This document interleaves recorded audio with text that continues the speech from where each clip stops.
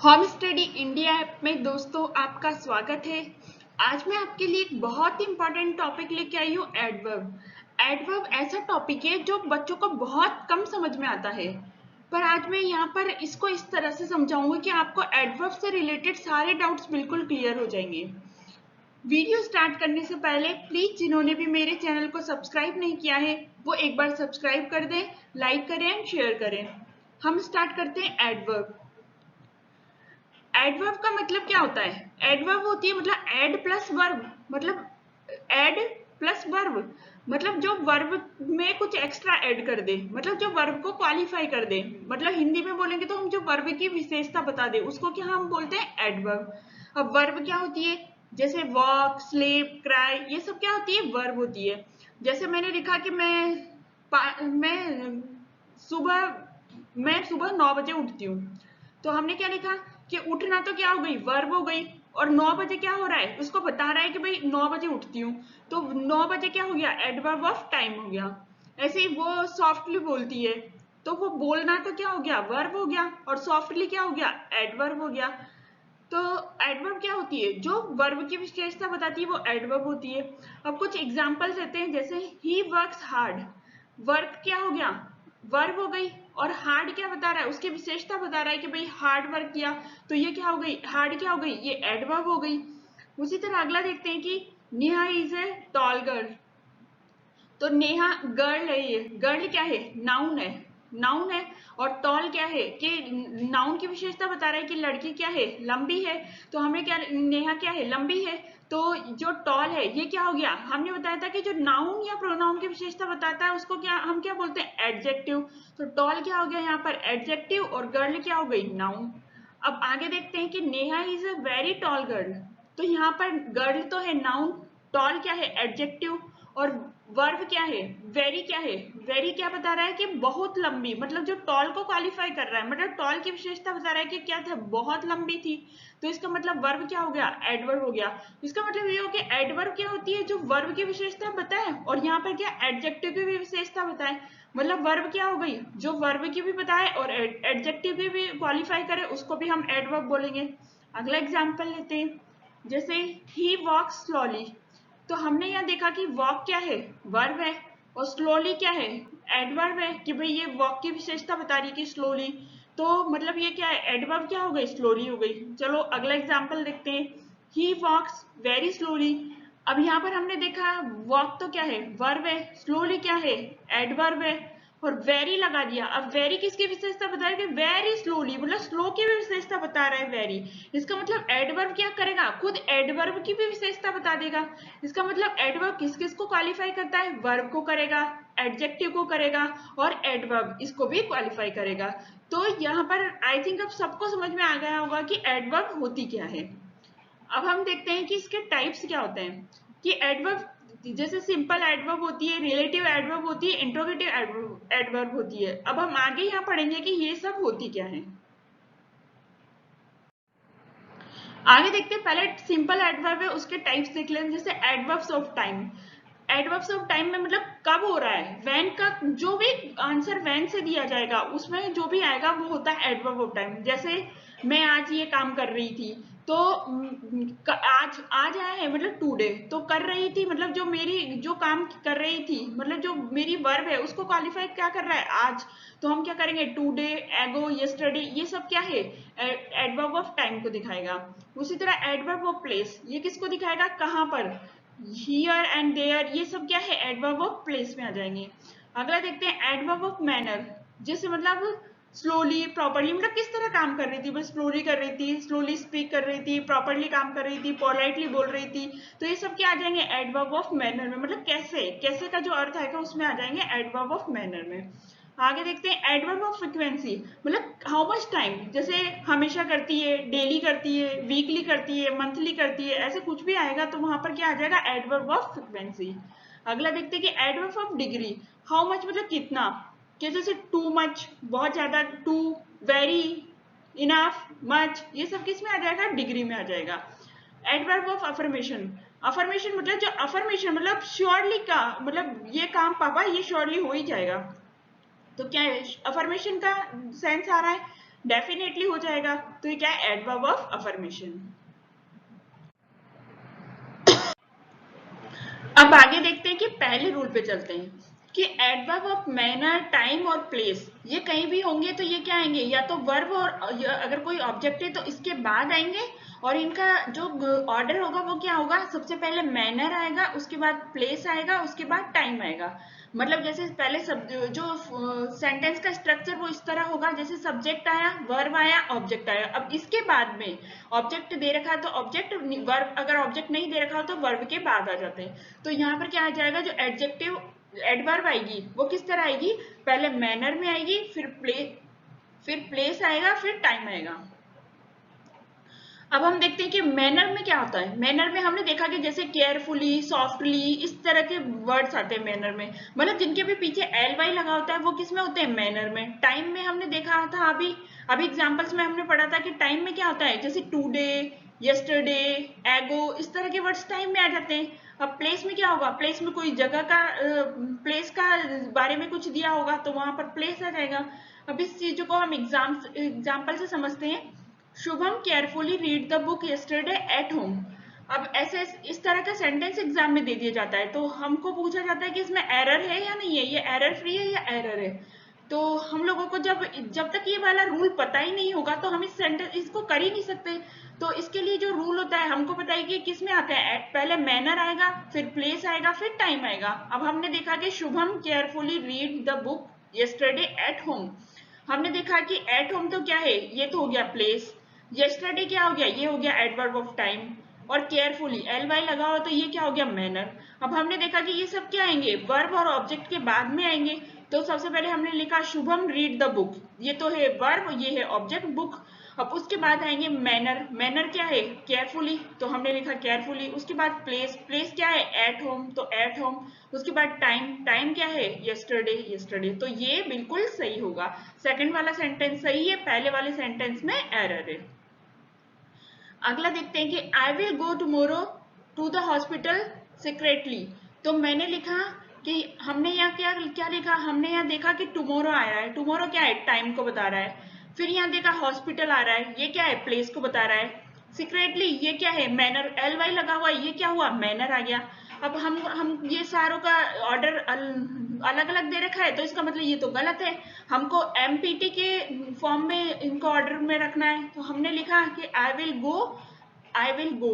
तो ये क्या है, सब्जेक्ट वर्ब और ऑब्जेक्ट के अकॉर्डिंग आई विल गो, तो ये सब्जेक्ट वर्ब और ऑब्जेक्ट। अब उसके बाद आता है मैनर। मैनर क्या है, मैनर में क्या है, सीक्रेटली, तो सीक्रेटली लिख दिया। प्लेस, प्लेस क्या है, to the hospital, to the hospital लिख दिया। टाइम, टाइम क्या है, टुमारो, टुमारो लिख दिया। तो इस तरह ये सेंटेंस बनाए जाते हैं। अगला देखते हैं कि एडवर्ब ऑफ फ्रीक्वेंसी। अब एडवर्ब ऑफ फ्रीक्वेंसी होती क्या है, जिसमें जैसे सेल्डम, ऑफन, रेयरली, नेवर, मतलब फ्रीक्वेंसी क्या होती है इंग्लिश में कि भाई कौन सा काम कब रिपीट हो रहा है। मतलब जो फ्रीक्वेंसी क्या होती है कि कभी कभी रिपीट हो रहा है, अक्सर रिपीट होता है, कभी कभी हो रहा है, नहीं हो रहा। तो इस तरह के जो वर्ड्स होते हैं वो क्या बताते हैं, फ्रीक्वेंसी को बताते हैं। तो फ्रीक्वेंसी को बताते हैं तो एडवर्ब ऑफ फ्रीक्वेंसी कहाँ यूज होती है कि इसका ये अगर एक ही वर्ब दे रखी हो तो वो सब्जेक्ट और वर्ब दोनों के बीच में आ जाती है। और अगर दो वर्ब दे रखी हो तो ऑक्सिलरी वर्ब और मेन वर्ब के बीच में एडवर्ब ऑफ फ्रीक्वेंसी आती है। अब बहुत से बच्चों को पता नहीं होता कि ऑक्सिलरी वर्ब क्या होती है और मेन वर्ब क्या होती है। देखो ऑक्सिलरी वर्ब में जैसे हेल्पिंग वर्ब टाइप की होती है उनको बोलते हैं हम ऑक्सिलरी वर्ब। जैसे इज, एम, आर या कुछ भी जैसे ऐसे वर्ड्स होते हैं ना, वाज वर, हैज है, इस तरह के वर्ड्स होते हैं वो वर्ब जो उनको ऑक्सिलरी वर्ब बोलते हैं। जैसे he goes often to his farm house, पहला एग्जाम्पल लेते हैं हम। तो हमने देखा कि यहाँ पर ऑफन आ रहा है, ऑफन क्या है, एडवर्ब ऑफ फ्रीक्वेंसी है। अब हमने देखा कि यहाँ पर जो दो एक ही वर्ब है, मतलब गोज ही वर्ब है, उसके बाद तो कोई वर्ब नहीं है। तो क्या होगा, जो सब्जेक्ट और वर्ब इन दोनों के बीच में क्या आनी चाहिए, ऑक्सिलरी, ये एडवर्ब ऑफ फ्रीक्वेंसी आनी चाहिए, मतलब ऑफन इन दोनों के बीच में आनी चाहिए, यानी कि सेंटेंस में एरर है। तो हम क्या लिख देंगे, he goes, he often goes to his farm house. बाकी का जो बचा हुआ सेंटेंस है वो ऐसे लिख देंगे। अगला एग्जाम्पल लेते हैं, he usually seen roaming around the canteen. हमने देखा कि यहाँ पर इज यानी कि ऑक्सिलरी वर्ब आ रहा है और सीन यानी कि मेन वर्ब आ रही है। तो हमने देखा यहाँ दो वर्ब है और यूजुअली पहले आ रहा है, तो हमने देखा कि अगर दो वर्ब आती है तो हम क्या करेंगे, जो एडवर्ब ऑफ फ्रीक्वेंसी है उसको क्या क्या करेंगे, इन दोनों वर्ब के बीच में लिखते हैं। यहाँ सब्जेक्ट और वर्ब के बीच में लिखी हुई है, यानी कि ये तो गलत है क्योंकि यहाँ दो वर्ब आ रही है, दोनों वर्ब के बीच में लिखते हैं। तो हम क्या लिखेंगे, he is usually seen roaming around the canteen, मतलब इज और सीन इन दोनों के बीच में यूजुअली को लिख देंगे। अगला देखते हैं, he comes home often late. अब हमने देखा यहाँ पर क्या आ रहा है, ऑफन आ रहा है। ऑफन भी क्या है, एडवर्ब ऑफ फ्रीक्वेंसी है। तो हम क्या करेंगे, यहाँ पर हम देखेंगे कि एक ही वर्ब आ रही है सिर्फ कम्स, तो हम क्या करेंगे, जो एक ही वर्ब आती है तो सब्जेक्ट और वर्ब के बीच में फ्रीक्वेंसी को रख देते हैं, यानी कि he often comes home late. तो ही और कम्स के बीच में हम क्या लिख देंगे, ऑफन को लिख देंगे। तो बच्चों ये भी बहुत इंपॉर्टेंट रूल है, कभी कभी हमको सेंटेंस में पता ही नहीं चलता है कि एरर कहाँ होती है, तो इन रूल्स को हमें थोड़ा रिवाइज करना पड़ेगा बार बार, तब जाके ये रूल्स हमको याद होंगे। अगला देखते हैं, never they are please to see me. हमने देखा कि नेवर आ रहा है, मतलब ये क्या है, फ्रीक्वेंसी को शो कर रहा है, एडवर्ब ऑफ फ्रीक्वेंसी है, पर ये क्या है, पहले ही लग गया, तो यानी कि सेंटेंस तो गलत है, क्योंकि अगर एक इसमें क्या है, आर प्लीज्ड, मतलब ये तो है ऑक्सिलरी वर्ब और ये है मेन वर्ब, तो इन दोनों के बीच में आना चाहिए था, क्योंकि दो वर्ब दे रखी है। तो हम क्या लिखेंगे, दे आर, फिर नेवर लिख देंगे, प्लीज्ड टू सी मी। तो इस तरह ही सेंटेंस बनाया जाता है। अगले रूल पे चलते हैं कि जो एडवर्ब ऑफ मैनर होते हैं उनमें कौन से वर्ड्स आते हैं, जैसे रेगुलरली, रूडली, मतलब जिनके भी पीछे एल वाले वर्ड्स आते हैं वो क्या होते हैं, एडवर्ब ऑफ मैनर होते हैं।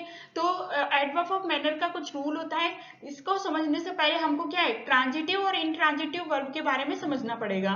तो बहुत सारे बच्चों को पता ही नहीं होता कि ट्रांजिटिव वर्ब क्या होती है, इंट्रांजिटिव वर्ब क्या होती है, मतलब सकर्मक क्रिया और अकर्मक क्रिया होती क्या है। तो पहले हम इसको समझ लेते हैं, उसके बाद हम रूल पे आएंगे। तो देखो ट्रांजिटिव वर्ब क्या होती है, जिसमें ऑब्जेक्ट की रिक्वायरमेंट होती है, जैसे अलीशा व्रॉट अ लव पोएम। तो इसमें क्या है, अलीशा ने लिखा, तो क्या लिखा, ऑब्जेक्ट की रिक्वायरमेंट है कि भाई कुछ तो लिखा, तो यहाँ क्या आ जाएगा, अ लव पोएम। ये क्या है, डायरेक्ट ऑब्जेक्ट है, इसलिए इसको क्या बोलेंगे, ट्रांजिटिव वर्ब। अगला देखते हैं कि she left the key on the table. तो उसने क्या करा, उसने छोड़ दिया, क्या छोड़ दिया, मतलब ऑब्जेक्ट की रिक्वायरमेंट महसूस हो रही है, तो यहाँ क्या है, लेफ्ट द कीज, मतलब उसने कीज को छोड़ दिया, की क्या है, ऑब्जेक्ट, तो ये भी क्या हुई, ट्रांजिटिव वर्ब हुई। अगला देखते हैं, my father took me to the movie for my birthday. तो ये देखा कि भाई टुक क्या है, वर्ब है, कि मेरे पापा मुझे ले गए, मेरे पापा ले गए, किसको ले गए, मुझे ले गए। तो ये क्या है, मी ऑब्जेक्ट हो गया, टुक क्या हो, वर्ब हो गया, तो ये क्या है, एक ट्रांजिटिव वर्ब है, क्योंकि इसमें ऑब्जेक्ट की रिक्वायरमेंट है। तो इन सबको बोलते हैं ट्रांजिटिव वर्ब। अब देखते हैं इंट्रांजिटिव वर्ब क्या होती है, कि जैसे इट इज रेनिंग, तो बरसात हो रही है, तो इसमें कोई ऑब्जेक्ट की रिक्वायरमेंट है, बरसात हो रही है, तो मतलब रेन क्या है, वर्ब है, तो इसमें कोई ऑब्जेक्ट की रिक्वायरमेंट नहीं है, तो ये क्या हुई, अकर्मक, यानी कि इंट्रांजिटिव। जैसे वाटर इवोपरेट्स व्हेन इट्स हॉट, तो हमने देखा कि वाटर इवोपरेट हो गया, तो क्या इसमें वर्ब की रिक्वायरमेंट है, सब्जेक्ट क्या है, वाटर इवोपरेट क्या हो गया, वर्ब हो गया, तो इसमें भी किसी ऑब्जेक्ट की रिक्वायरमेंट नहीं है, तो ये भी क्या हो गया, इंट्रांजिटिव। अगला देखते हैं कि एवरी सिंगल पर्सन वोटेड, तो यहाँ पर एवरी सिंगल पर्सन तो क्या हो गया, सब्जेक्ट, और वोट क्या हो गया, वर्ब, तो यहाँ पर भी किसी ऑब्जेक्ट की रिक्वायरमेंट है कि नहीं है, यहाँ पर भी ऑब्जेक्ट, तो ये क्या हुआ, इंट्रांजिटिव वर्ब। अब इसके रूल पे चलते हैं कि अगर ट्रांजिटिव वर्ब कहीं पे आती है तो हम जो एडवर्ब ऑफ मैनर है वो कहीं पे भी लगा देंगे, मतलब आफ्टर लगा देंगे, बिफोर लगा देंगे, कहीं पे भी लगा देंगे, तो दोनों सही होंगे। और अगर इंट्रांजिटिव वर्ब है, मतलब अकर्मक क्रिया है, तो हम क्या करेंगे, उसमें हमेशा जो एडवर्ब ऑफ मैनर लगेगी वो वर्ब के बाद में ही लगेगी। जैसे एक एग्जाम्पल देखते हैं, ही नरेटेड द इंसिडेंट प्रॉपरली, तो उसने क्या है, उसने सुनाया, क्या सुनाया, इंसिडेंट, तो ये क्या है, ट्रांजिटिव वर्ब है, क्योंकि इसमें ऑब्जेक्ट की रिक्वायरमेंट है कि इंसिडेंट है। तो उसके बाद और जो एडवर्ब ऑफ मैनर क्या है, प्रॉपरली, तो प्रॉपरली चाहे यहाँ लगाओ चाहे और कहीं पे लगाओ, दोनों ही सही होंगे।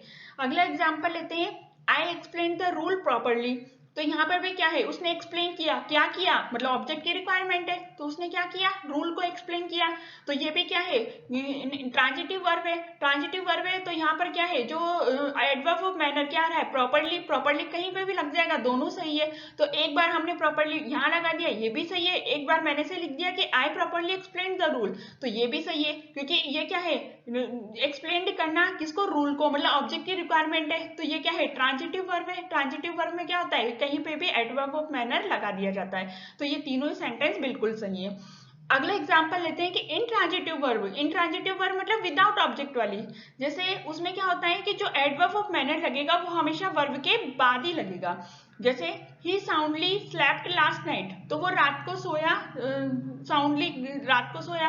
तो मतलब इसमें क्या हुआ कि जो स्लेप्ट है, स्लेप्ट के लिए किसी ऑब्जेक्ट की रिक्वायरमेंट है क्या? तो यहाँ पर हमको ऑब्जेक्ट की रिक्वायरमेंट नहीं है, तो ये क्या हो गया एक तरह से अकर्मक क्रिया, यानी कि इंट्रांजिटिव। इंट्रांजिटिव होगा तो क्या होगा, जो एडवर्ब ऑफ मैनर होगा वो हमेशा वर्ब के बाद में आएगा।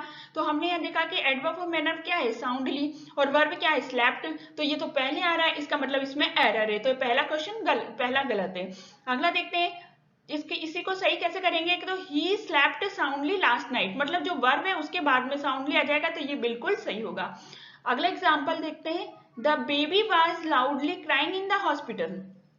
अब बेबी लाउडली क्राई कर रहा था हॉस्पिटल में, तो इसके क्राई करने के लिए किसी ऑब्जेक्ट की रिक्वायरमेंट है कि नहीं है, क्योंकि क्राई कर रहा था, ये सब क्या है, इंट्रांजिटिव वर्ब है। तो इंट्रांजिटिव वर्ब है तो हमेशा क्या होगा, जो एडवर्ब ऑफ मैनर यानी कि जो लाउडली है वो क्या आएगा, जो ऑब्जेक्ट जो वर्ब है उसके बाद में आएगा। तो हमने देखा क्राई है वर्ब और यहाँ पर पहले आ रहा है, यानी कि इसमें भी एरर है। तो इसको सही कैसे करेंगे, द बेबी वाज, अब यहाँ पर वर्ब लिख देंगे क्राइंग, उसके क्राइंग के बाद एडवर्ब ऑफ मैनर क्या है, लाउडली, तो लाउडली वर्ब के बाद आ जाएगा in the hospital.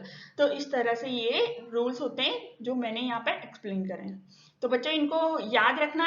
I think अब आपको सबको क्लियर समझ में आ गया होगा कि ट्रांजिटिव वर्ब क्या होती है, इंट्रांजिटिव वर्ब क्या होती है, और एडवर्ब ऑफ मैनर किस तरह लगाए जाते हैं। एग्जाम्स में अधिकतर ऐसे सेंटेंस आ जाते हैं तो हमें समझ नहीं आता कि मतलब एरर का है।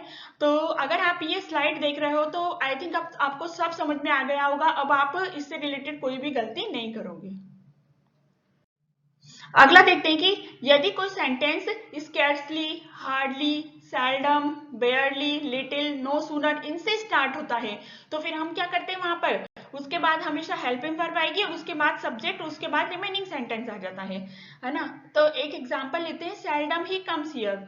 तो ये कोई सेंटेंस दिया हुआ है, तो इसमें एक रूल ये भी लगेगा कि सेल्डम क्या है, सेल्डम क्या है, एडवर्ब और फ्रीक्वेंसी है। अगर एडवर्ब और फ्रीक्वेंसी कहीं पे आता है तो हम क्या करते हैं, अगर उसमें एक ही वर्ब है तो वो सब्जेक्ट और वर्ब के बीच में फ्रीक्वेंसी आ जाती है। तो हमने देखा सेल्डम क्या है, एडवर्ब और फ्रीक्वेंसी है। तो हमने क्या करा, इसको एक तरह से तो ऐसे बना सकते हैं कि जैसे ये सब्जेक्ट और वर्ब के बीच में फ्रीक्वेंसी को लगा दें। फ्रीक्वेंसी क्या है यहाँ पर, सेल्डम है, तो मैंने क्या करा, ही क्या है सब्जेक्ट, कम क्या है वर्ब, तो ही और कम मतलब सब्जेक्ट और वर्ब के बीच में सेल्डम को लगा दिया और हियर।